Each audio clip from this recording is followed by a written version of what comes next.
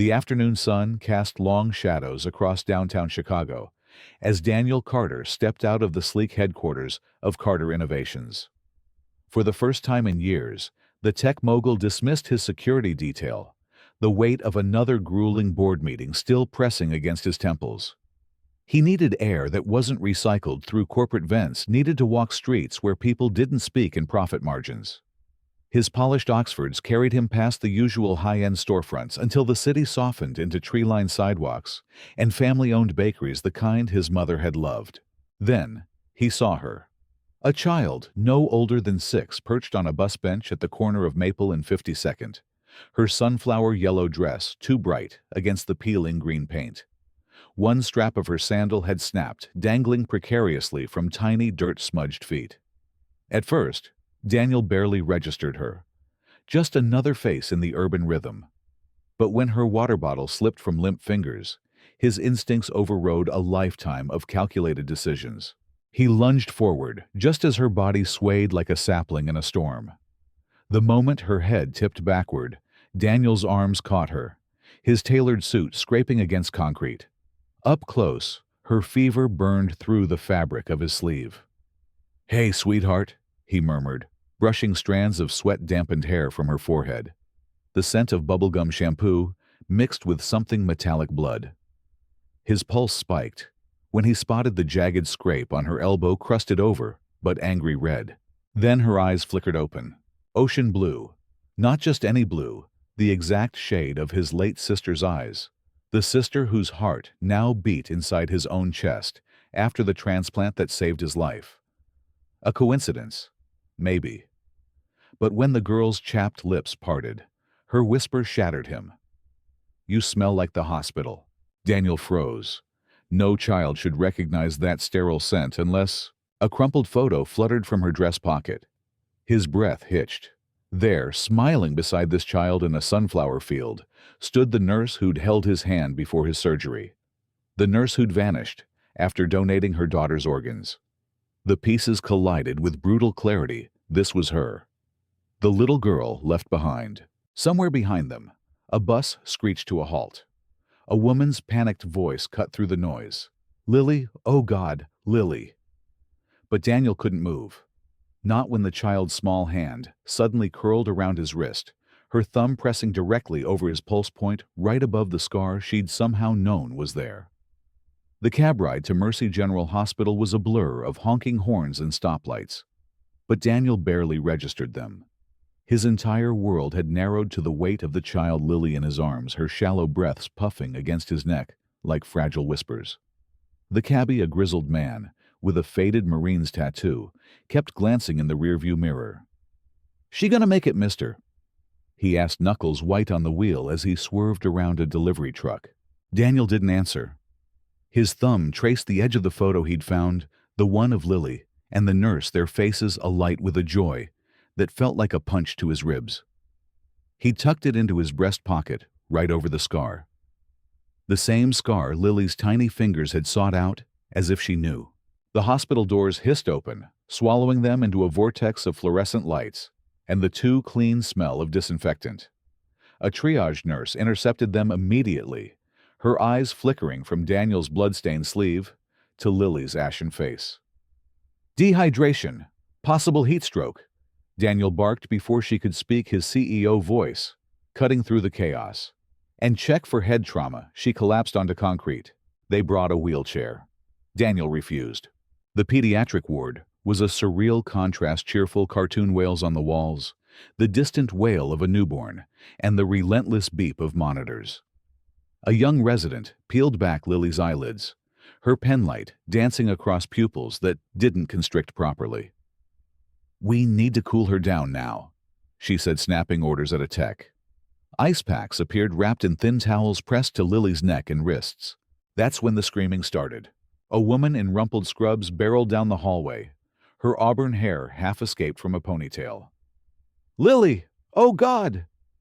She skidded to a stop, her face draining of color as she took in Daniel, still cradling her daughter. For a heartbeat, no one moved. Then, the nurse Maria, her name tag red, staggered forward, her hand flying to her mouth. "You!" she choked out. "You're the recipient. The one who got—" Her gaze dropped to his chest. The monitor's steady beep, beep, beep spiked into a frantic rhythm as Lily stirred her fever-glazed eyes, locking onto Daniel. "Mommy!" She slurred, one small hand reaching weakly toward them both. "He has Sissy's heart." I heard it. Maria's knees buckled. Daniel caught her elbow, the truth detonating between them in the silence. The heart beating in his chest, the one that had saved his life, had once belonged to Lily's older sister.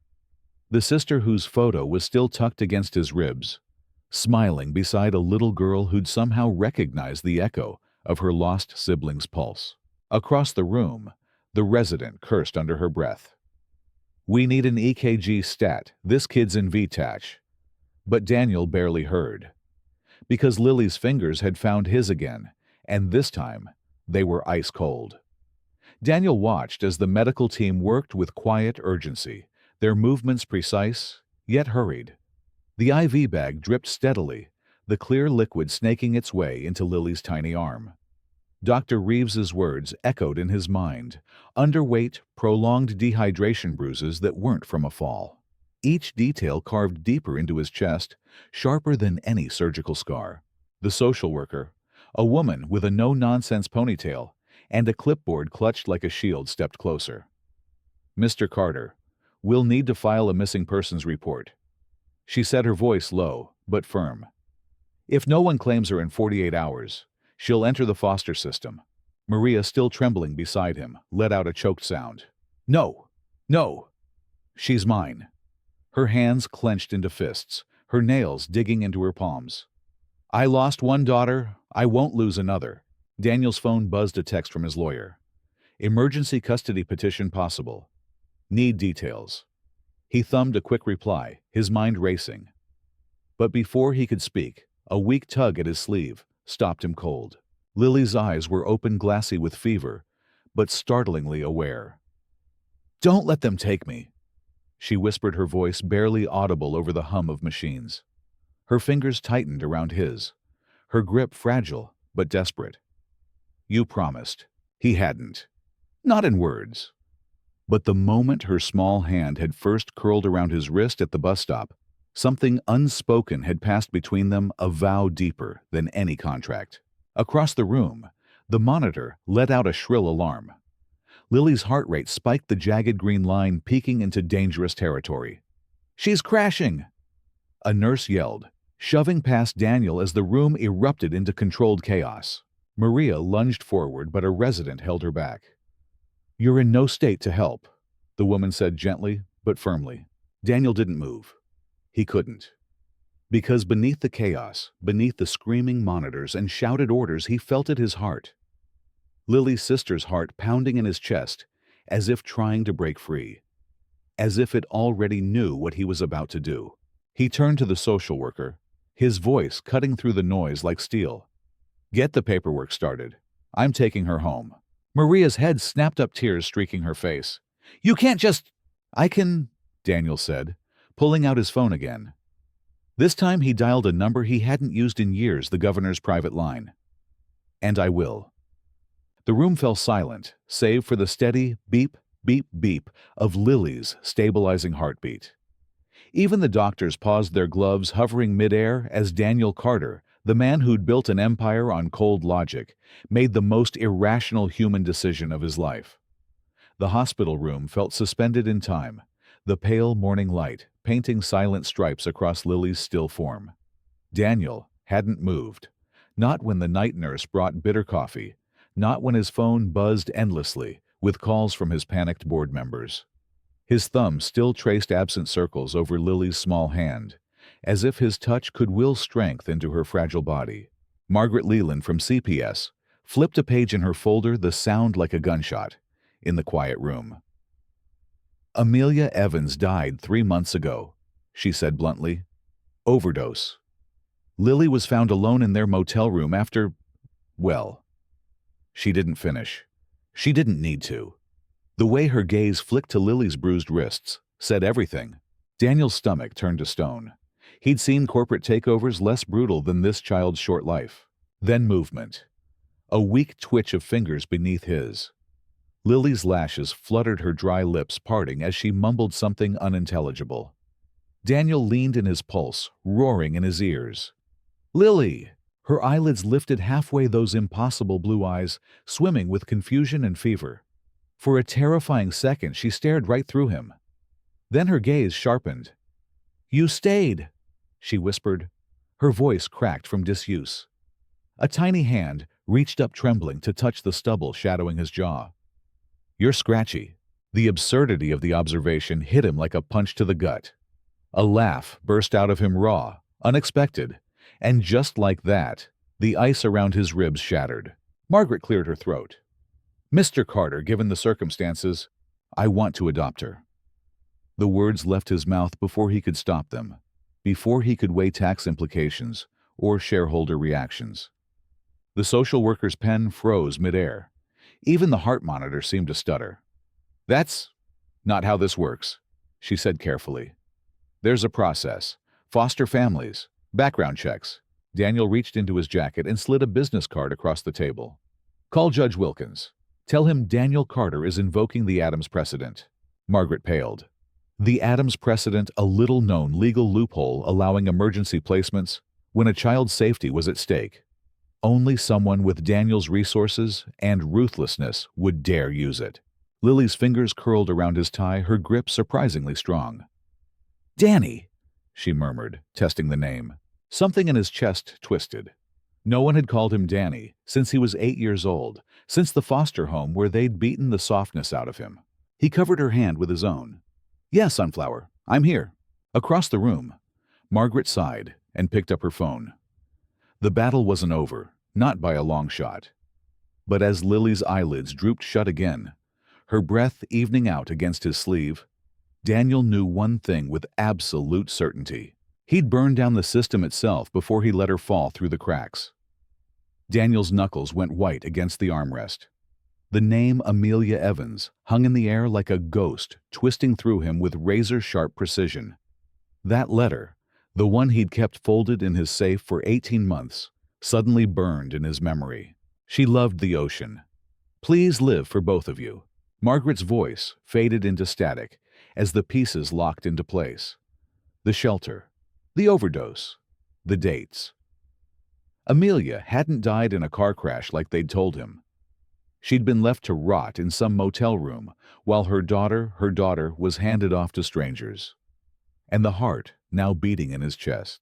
A lie. A fucking charity cover-up by the transplant team. Lily whimpered in her sleep, her small face pinching as if she sensed his rage. Daniel forced his fists to unclench, but the fury didn't dissipate, it crystallized.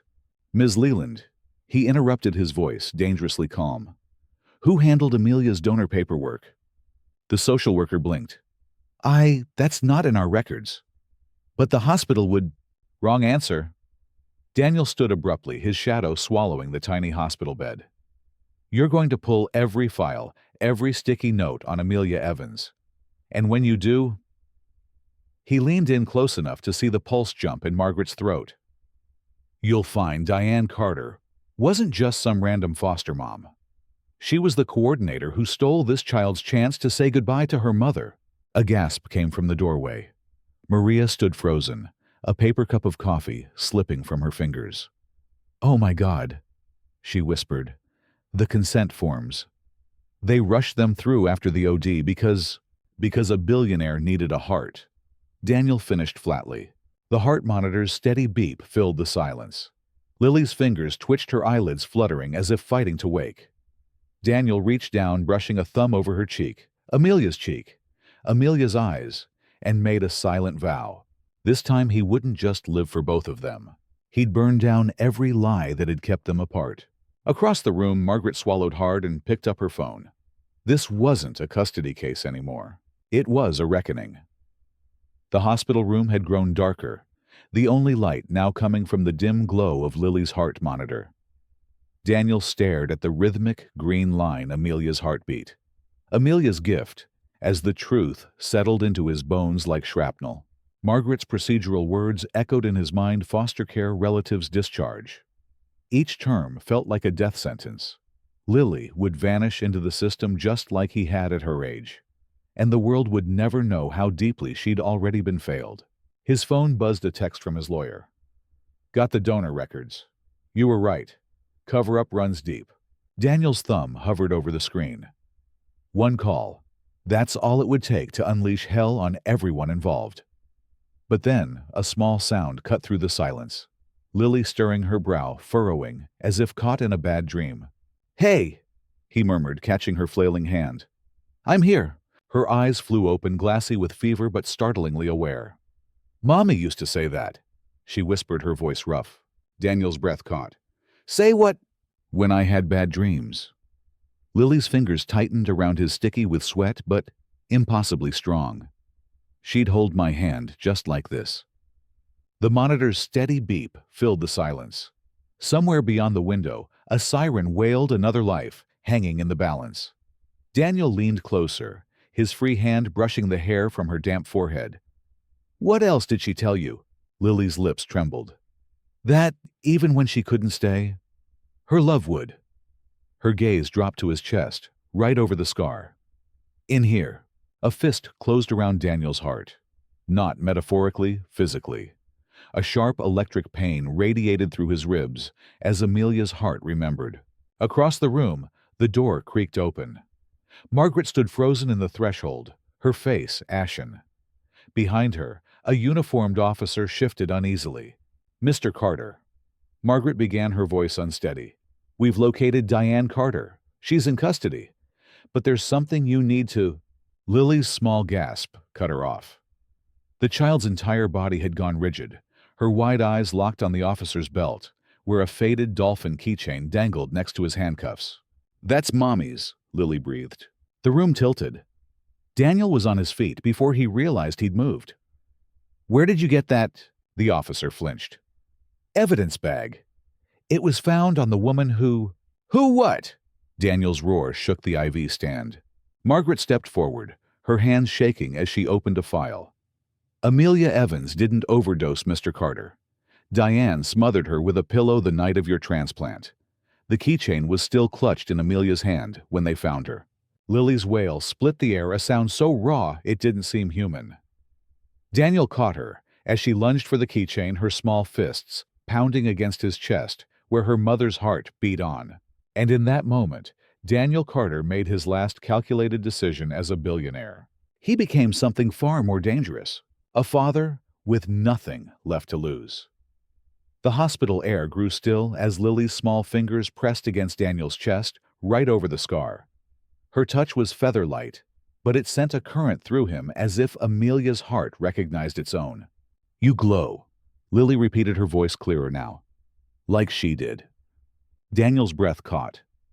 "You remember that?" A slow nod. "When she tucked me in, she'd hum and—" Lily's fingers curled into his shirt, her face crumpling suddenly. "I forgot the song."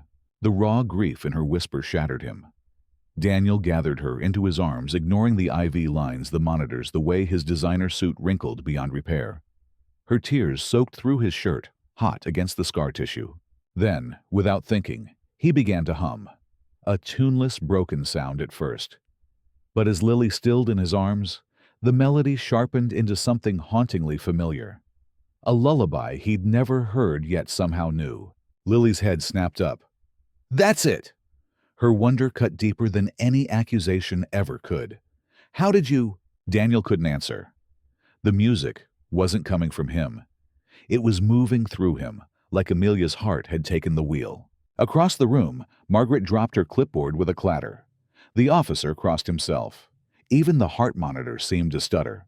Lily pressed her ear to Daniel's chest, her tears slowing. "She's still in there," she whispered, "singing to me." The truth landed like a lightning strike. This wasn't just a transplant. It was a soul transplant. Daniel's phone buzzed his lawyer again. Diane confessed. Amelia was murdered for her heart. For you. The words should have destroyed him. Instead, he held Lily tighter and kept humming. Because in this moment, with this child in his arms and a dead woman's lullaby on his lips, Daniel Carter finally understood his real debt. Not to live for Amelia, but to live as her, for Lily. The fluorescent lights buzzed overhead as Daniel stared at Margaret's folder, the one holding the official story. The lie. His lawyer's text burned in his pocket. Diane wasn't just a foster parent. She was the transplant coordinator's sister. They targeted Amelia.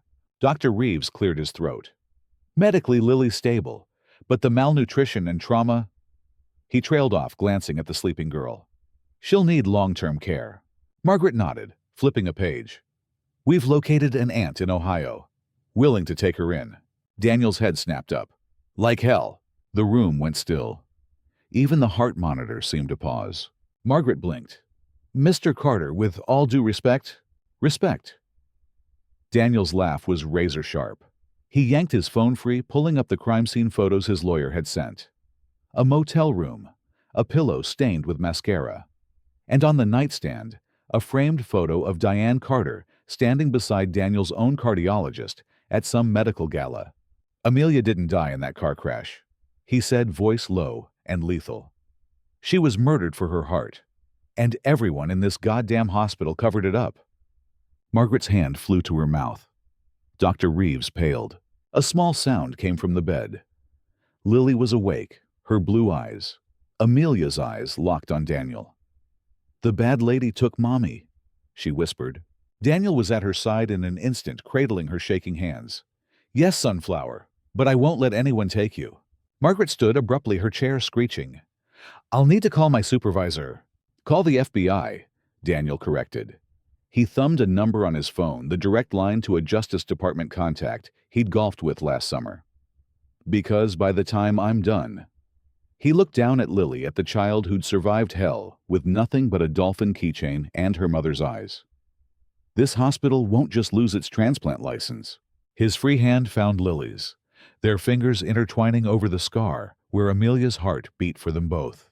It'll burn to the ground. Outside, thunder cracked, the first warning of the storm rolling in. Or maybe it was just the sound of Daniel Carter's old life ending, and something far more dangerous being born. Daniel's fingers curled into fists as Margaret outlined Lily's future, like a corporate restructuring cold clinical disposable. The bruises, the hunger, the system that had failed Amelia, now circling to fail her daughter too. He stood abruptly, his chair scraping loud enough to make Lily stir. Let me get this straight, he said, voice dangerously calm. You'll hand her to strangers after everything she survived, after her mother was murdered for the heart in my chest. Margaret flinched. Mr. Carter, the law? The law.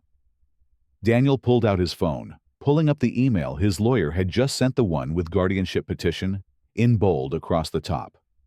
I just bought Willow House Shelter. Every social worker in this city reports to me now. Lily's small voice cut through the tension. Danny, he was at her side in an instant, kneeling so their eyes were level. Her tiny hand reached for his tie, the same blue as her mother's eyes. Are you mad? Daniel exhaled sharply, the fight draining out of him. No, Sunflower. Just making sure no one takes you away. Margaret's phone rang, the shrill tone of a superior calling. She stepped into the hall, but not before Daniel caught the whispered, yes, the billionaire with the transplant, and Justice Department involvement. Lily tugged his tie again. Will I have to sleep in the scary place again? Every muscle in Daniel's body locked. What scary place, sweetheart? Her whisper was barely audible. The closet with the broom. Jesus Christ. Diane hadn't just disappeared, she'd tortured this child. Daniel pressed his forehead to Lily's, his voice breaking. Never again. You're coming home with me. Margaret reappeared in the doorway, her face pale. Mr. Carter. There's been a development. The aunt in Ohio. She swallowed hard. She's Diane's sister. The monitor flatlined for one terrifying second before screeching back to life, Lily's pulse spiking in panic. Daniel gathered her up, his suit jacket, swallowing her whole as she buried her face in his shoulder. Over her trembling form, he locked eyes with Margaret. Tell your boss to bring his handcuffs. Because this wasn't just a custody battle anymore. It was a war.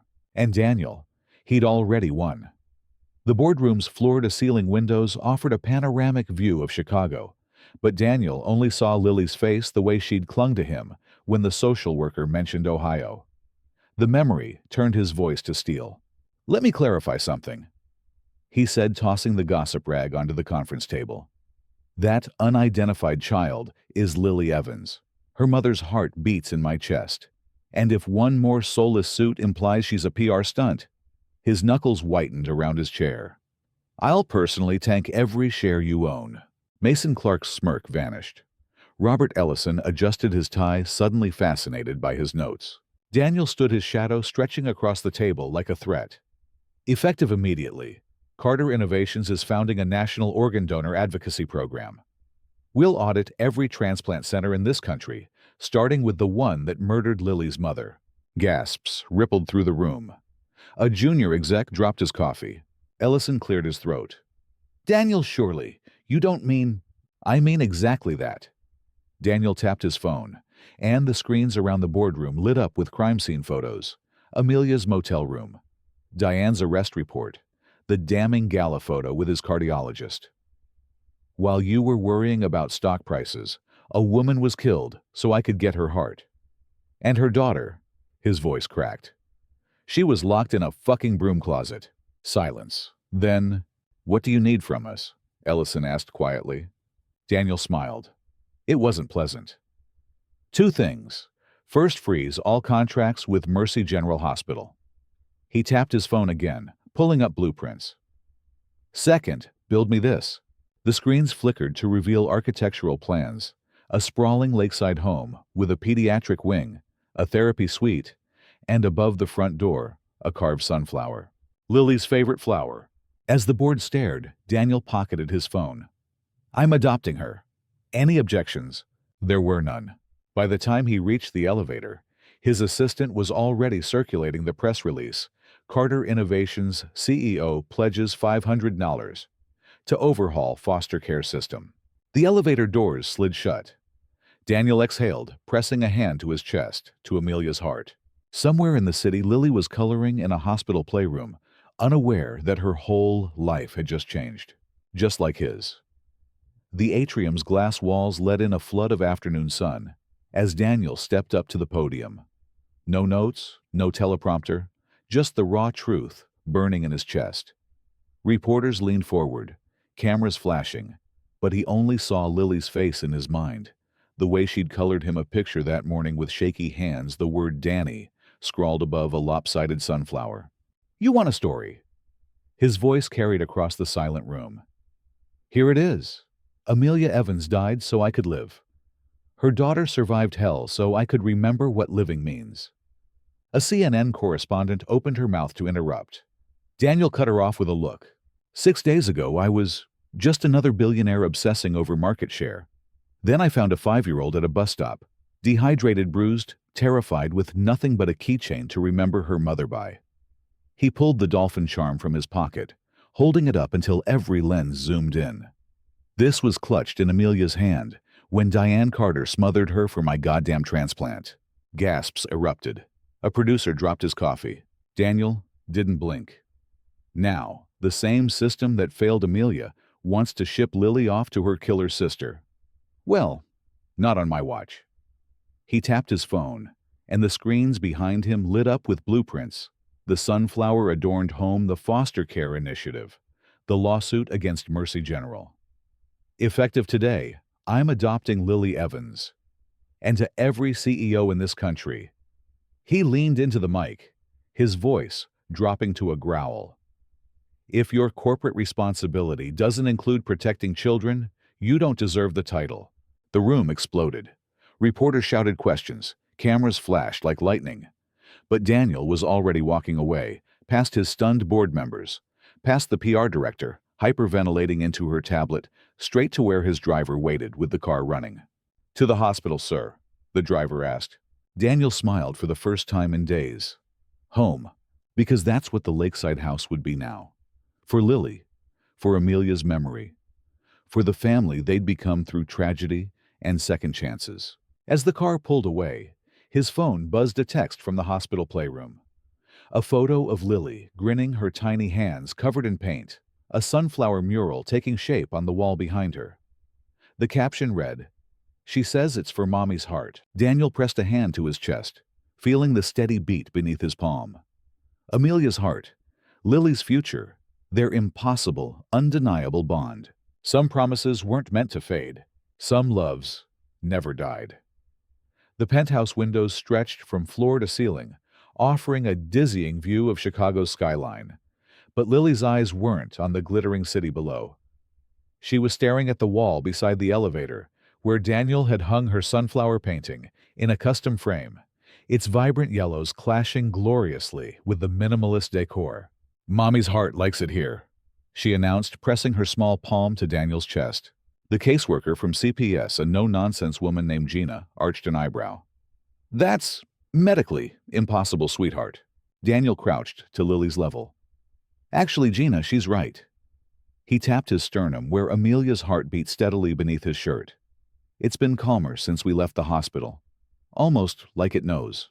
Gina opened her mouth, then shut it when Lily pulled something from her pocket, a seashell Daniel had brought her after learning Amelia loved the ocean. The child pressed it to his chest, right over the scar. "Listen," she whispered. And damn if Daniel didn't swear he heard the faintest echo of waves. Gina's pen hovered over her clipboard. "I should note this as concerning attachment behavior." "Note this." Daniel interrupted, standing to reveal what lay beyond the living room. The wall that once held $1 million art collection now displayed something far more valuable. A mural-sized photo of Amelia on a beach, laughing as waves kissed her ankles. Lily's gasp was the only sound in the room. She took one step, then two, before breaking into a run, her tiny hands reaching for the woman who'd been taken from her. Daniel caught her just before collision, lifting her up so she could touch the image. "Mommy's here!" Lily's voice was equal parts hope and heartbreak. Daniel kissed the top of her head. "Everyday sunflower." Gina's pen clattered to the floor, because the mural wasn't just a photo. It was a screen one half of a paired display. The other half hung in the Harbor Hearts Foundation lobby, where Amelia's face greeted every child who walked through the doors. A silent promise. No more broom closets. No more stolen hearts. No more invisible girls. As Lily traced her mother's smile on the screen, Daniel felt it, the unmistakable thump-thump of a heart finally fully home. The pier stretched before them, sunlight dancing on the water, as Lily darted ahead, her sunflower yellow dress fluttering like a beacon. Daniel watched as she scooped up a seashell, a perfect spiral, and ran back to press it into Joan's wrinkled hands. "Mommy's favorite," Lily announced, as if the ocean itself had whispered the secret to her. Joan's breath hitched. She turned the shell over, revealing faded blue letters etched into the underside AE. Amelia's initials carved during some long-ago beach trip. "How did you—" Daniel's hand flew to his chest. The scar beneath his shirt burned as Lily beamed up at Joan. "Her heart told me where to look." Mark's weathered fingers tightened around Daniel's shoulder, not in shock, in recognition. "You feel it too, don't you?" the old man murmured. "The way it races when she's near—" Daniel could only nod. Amelia's heart didn't just beat for Lily, it remembered. A sudden gust off the lake sent Lily's pink bow tumbling. As Daniel caught it, his fingers brushed something sewn into the satin, a tiny slip of paper brittle with age. Unfolding it revealed a child's uneven scrawl. "If lost, return to Amelia Evans. Reward 1 million hugs." Joan sobbed. Mark pulled Daniel into a back-thumping embrace normally reserved for returning war heroes. And Lily. She simply took her grandfather's hand and led him toward the ice cream cart down the pier, chattering about how Mommy always let her have sprinkles. Daniel hung back, the note clutched in his shaking fingers. This wasn't just a scrap of paper. It was a lifeline. A message in a bottle cast across time by a mother who must have known, must have feared her daughter would one day be lost. Joan wiped her eyes. She made those bows for the shelter kids. Said every child deserved a return address in case life got stormy. Her trembling finger traced the handwriting. But this one. She kept this one in her jewelry box for years. The pieces crashed together. Diane hadn't just stolen a life, she'd tried to erase a legacy. That bow wasn't just frayed fabric. It was a relic smuggled out of hell by a 5-year-old clinging to the last piece of her mother. Daniel's phone buzzed, a text from Gina at CPS. Final custody hearing moved up.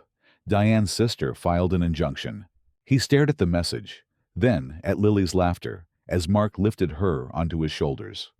The shell, the bow, the heartbeat between them all. Some battles weren't fought with lawyers or money. Some were won with seashells and sprinkles, and a love that even death couldn't silence. Tucking the note into his wallet, right next to his donor card, Daniel sprinted to catch up with his family. His family. The words didn't scare him anymore. The courtroom's stale air carried the scent of old paper and nervous sweat as Daniel knelt to adjust Lily's sunflower dress. She clutched the music box tighter, its tiny ballerina, frozen mid-pirouette behind glass. "Remember what we practiced," he whispered. Lily nodded solemnly. "Tell the truth, even if my voice shakes." Behind them, the door burst open. Diane's sister, a sharp-faced woman in a too-tight suit, marched in with a team of lawyers. "This is an outrage," she hissed, jabbing a finger at Daniel. "That man is not family." Lily flinched. The music box slipped from her hands. Crash. The glass shattered, the ballerina snapping at the ankles. A collective gasp filled the room as Lily dropped to her knees, not for the broken trinket, but for what lay beneath it. A folded photograph hidden in the box's base for who knew how long. Daniel's hands shook as he smoothed it open. Amelia, very pregnant, smiling at the camera while pressing a stethoscope to her own chest. Scrawled across the bottom for Lily, the first lullaby you ever heard. The judge's gavel cracked like thunder. "Enough!" Silence fell as the elderly woman descended from the bench, her robes whispering against the floor. She picked up the broken ballerina, turning it gently in her wrinkled hands. "I've presided over 3,247 custody cases," she said quietly, "but never one where the deceased mother submitted evidence from beyond the grave." Her sharp eyes locked onto Diane's sister. "You claim Mr. Carter has no right to this child." The woman opened her mouth. "Yet your family stole her mother's heart." The judge finished tossing the ballerina onto the defense table with a clatter. Petition granted. Full custody to Daniel Carter. Lily didn't cheer. She didn't cry. She simply picked up the photograph and pressed it to Daniel's chest right over the scar. "Now we're really family," she whispered. And in that moment, Daniel finally understood what the stethoscope in the photo meant. Amelia hadn't just given him her heart. She'd given him a daughter. As they walked out of the courthouse into the spring sunlight, Lily's small hand tucked securely in his, Daniel realized the music box hadn't broken. It had opened, just like their future. The salt-kissed wind carried Lily's laughter as she danced along the shoreline, the red kite swooping like a joyful bird against the sunset. Daniel knelt in the damp sand, the music box's melody twining with the ocean's rhythm, the same lullaby Amelia had hummed to her unborn daughter, now echoing back through time. Lily suddenly froze, her head cocked like a sparrow sensing a storm. "Danny!" she whispered, eyes wide. "Mommy's heart, it's singing." And then Daniel heard it. Not just the music box, not just the waves, but a third harmony, faint yet unmistakable, threading through the air like a whisper from the deep. Joan's hands flew to her mouth. Mark's weathered face went slack. Because the melody wasn't just a melody anymore. It was Amelia's voice, fragile as seafoam, clear as a bell, singing the missing verses of the lullaby, the ones Lily had never been taught, the ones no one knew but Amelia. Lily dropped the kite string and sprinted toward the water, her bare feet kicking up sprays of glittering salt water. Daniel lunged after her, but the child stopped knee-deep in the surf, spinning in circles with her arms outstretched. "She's here!" Lily shrieked with delight, twirling, as invisible arms seemed to lift her sundress in the breeze.